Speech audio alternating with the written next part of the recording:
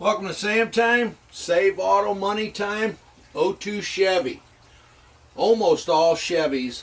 I'm going to give you all of the firing orders. I'm going to give you where the coil packs are, what numbers go to what cylinders on a 3.1, 3.4 liter, a 3.8 liter, a 4.0 liter, a 4.6 liter, and a 5.7 liter. Alright, let's just start off with the 3.1 and the 3.4 are the same. The front of the motor is downward towards the front. Your cylinders, as you're looking into the engine compartment, will be 1, 2, 3, 4, 5, 6. Your coil packs will be in the back. It'll be coil pack number 1, 4, 6, 3, 2, and then 5. And they'll route down with the spark plug wires to each coordinating cylinder. 1 to 1, 2 to 2, 4 to 4, 6 to 6, 3 to 3, 2 to 2, 5 to 5. Your firing order is going to be 1, 2, 3, 4, 5, 6. And then when you got the plugs out, if you want to do a compression check, it's 140 to 170. And I always put 110, you're dead. So if you do a compression check, your compression check should be 140 to 170. On most of these, I believe 70 to 75% from your highest reading to your lowest reading is acceptable. But 110, you're dead. You're basically going to start getting misses around there. 100 pounds, you're definitely dead in that cylinder. A 3.8. The front of the motor faces this way. You're going to have cylinder number 1 up front, 2, 3, 4, 5, and 6. And if your coil packs are located up in the front of the motor, you're going to have 1, 4, 5, 2, 3, 6. If your coil packs are located across the front of the motor, when you look down over the firewall or the crossover for the radiator, you look straight down. If your coil packs are down there, it'll be 6, 3, 2, 5, 4, 1. And your firing order for that engine is 165,432. Again, your compression is 140 to 170, 110, you're dead. Now, I'm not going to go back into everything and repeat a lot of the 70%, but for all these engines, you shouldn't have any but a 70 to 75% difference from the highest to lowest compression reading you take of all your cylinders. So we'll get into the front of your motor's facing downward again. 1, 2, 3, 4, 5, 6, 7, 8. This engine, the 4.0, you're going to have probably individual coil packs for each one, but that's your firing order. 1, 2, 3, 4, 5, 6, 7, 8. And again, 1, 2, 3, 7, 3, 1, 2, 7, 3, 4, 5, 6, 8. The compression is 140 to 170, 110, you're dead. 4.6 liter, your front of your motor's facing front, downward. 1, 2, 3, 4, 5, 6, 7, 8. And here is your coil packs: 6, 7, 4, 1, 8, 3, 2, 5. Your firing order is going to be 1, 2, 7, 3, 4, 5, 6, 8. Again, your compression reading should read 140 to 170, 110, you're dead. A 5.7 liter, you're facing front, faces to the left, 2 or 1, 2, so 1's going to be on your right side as you're looking in the engine compartment because it's facing forward. 1, 2, 3, 4, 5, 6, 7, 8. Firing order is 187, 265, 43. Your compression reading should read approximately 140 to 170, 110, you're dead. Now I'm going to go through and give you guys some other specifications on this vehicle as well. But this should get you through a tune-up if you put the right plugs, the OEM plugs, in all of these vehicles. I never substitute buy other spark plugs. I'm going to tell you whether you should buy ACs or Denzos or Champions or whatever based on the specifics of these cars. It's always recommended you go back with the original one so it doesn't mess with ECMs and give you problems with running and stuff. Other than that, this is your compression ratios. These are your the firing cylinders on your motors, and we'll go from there.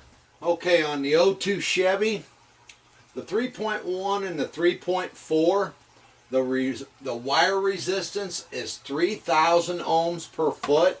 I just put 3K. I'm going to do that on all of them. I'm just going to abbreviate for writing. But it's 3,000 ohms per foot. The fuel pressure is 50 to 60 pounds per square inch.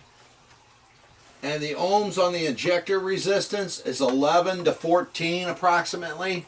You get between 11 and 14, you're going to find out you're pretty safe there. And then you can also, test as well with basically jumping it to see if they're actually opening and closing. There is a way to take them out and then actually take, and I'm going to make a video so you can actually perform the test, or you can look it up on YouTube as well. There's a way you can spray carb cleaner through them to see if they're spraying, opening, closing, or leaking. But basically, if you ohm them out and they don't ohm out between 11 to 14 ohms, you've got a bad injector. The type and plug is an AC plug that goes in it. It's 60 thousandths that the gap is supposed to be set at. A 3.8 liter is 3,000 ohms per foot. That's the wire resistance. The fuel pressure is 48 to 60. The ohm resistance again is 11 to 14. Takes an AC plug, and it's 60 thousandths as well. A 4.0 liter takes coil packs on the resistance so you don't have wires. Your fuel pressure is going to be between 40 to 47. Your injector pulse width, or your injector resistance again is 11 to 14. Takes an AC plug, and this one gets gapped at 50 thousandths. On a 4.6, it's 700 ohms per foot, and that's 40 to 47 on the fuel pressure, 11 to 14 on the injector pulse width, and the gap of the plug gets set at 50 thousandths. On a 5.7 liter, your wires get ohmed out to at least 700 per foot on the wire resistance. Your fuel pressure is 55 to 63, 11 to 14 on your injector resistance. Takes an AC plug, and those get gapped at 60 thousandths. These are all for doing tune-ups on 3.1s, 3.4s, 3.8s, 4.0s, 4.6s, and 5.7 liters on an 02 Chevy. Just want to let you know, your spark plugs, always use OEM. The wires, I always prefer and recommend all my customers use Belden's or ACs. If you want, you can always go and use the lower brand names for your warranties and stuff. What you put in your car is your business. But I always recommend at least Belden's or ACs. I've never had problems. I have had problems with other off-the-wall name brand spark plug wires. So, that's what I recommend. The air filter, I recommend using any type at the very least when you change your air filter. There's STP, there's Fram, there's all those out there. But at least I'm gonna recommend that you change it at least with any type, as long as it fits your car. I also recommend when you're doing a tune-up, you clean the Iock. That's the throttle plate. That's the edge, the trailing edge around the circle of your throttle plate. If you don't know what a throttle plate is, look it up. But the trailing edge, you do not use a wire brush, wire wheel, or anything. You use a rag, a shop towel, or anything that would be like a cloth that isn't going to fall apart. leave debris in your engine or anything. You want to use like a cotton, 100% cotton shirt or something like that.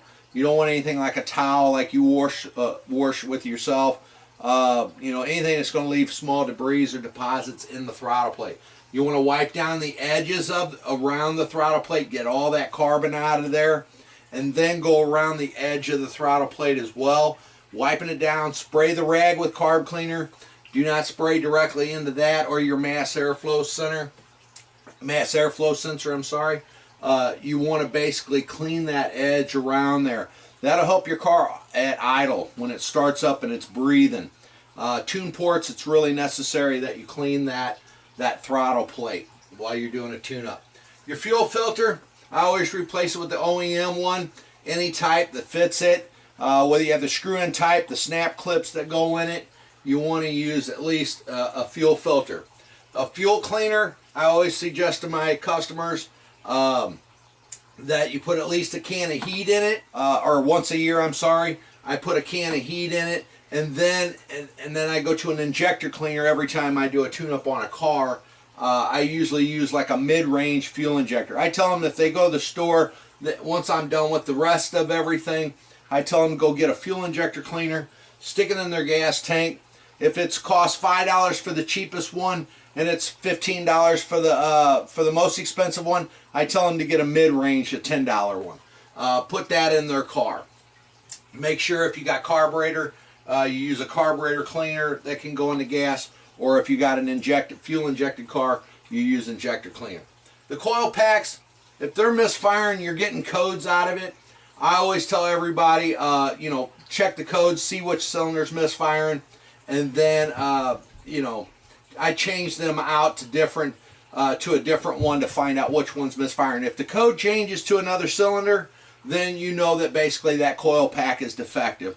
I would change that coil pack. If you already put new plugs in it and you're still getting a misfire, you've already done a compression check, and your compression check checks out good, you know two things. Either you got a blown head gasket, cracked head, cracked block, or you've got a misfire due to the coil pack.